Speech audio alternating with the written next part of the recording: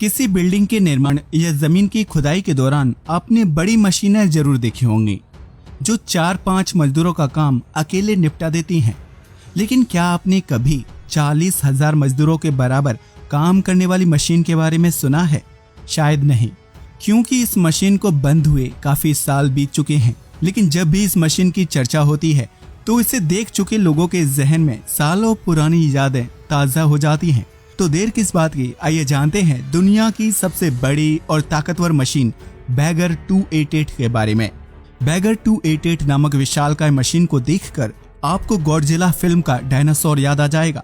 ये मशीन इतनी बड़ी थी कि इसके धारदार ब्लेड के सामने इंसान किसी चींटी के समान लगता था। जब ये मशीन लोगों के सामने आई तो पर्यावरण प्रेमियों के लिए दुश्मन साबित हुई, क्योंकि इस मशीन में किसी भी जंगल को चंद मिनटों में उजाड़ देने की क्षमता थी। बैगर 288 को इंजीनियरिंग और तकनीकी का बेहतरीन नमूना माना जाता था। ये मशीन अकेले ही 40,000 लोगों के बराबर काम करती थी।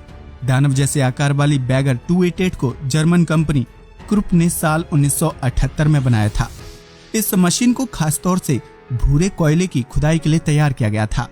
अपने विशालकाय आकार की वजह से बैगर 288 देखते ही देखते पूरी दुनिया में मशहूर हो गई। बड़े साइज और तकनीकी से लैस बैगर 288 को बनाने में लगभग 10 साल का समय लगा।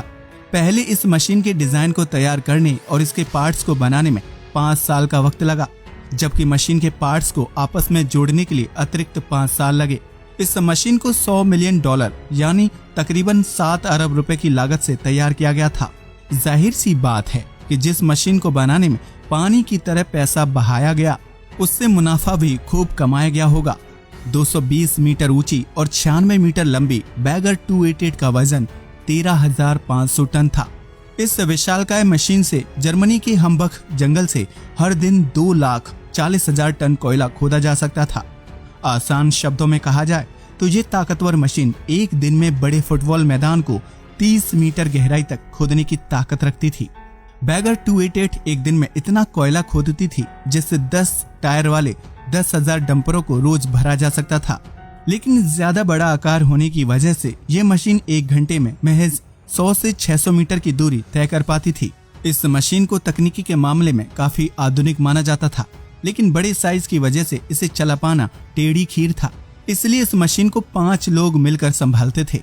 इसका नुकीला ब्लेड बेहद खतरनाक था, इसलिए इसे बड़ी सावधानी के साथ संचालित किया जाता था।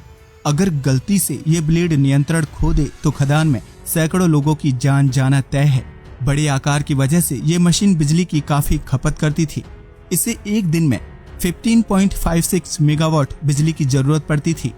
यानी आसान शब्दों में कहा जाए तो बैगर 288 एक दिन में 160 कारों के बराबर ऊर्जा की खपत करती थी।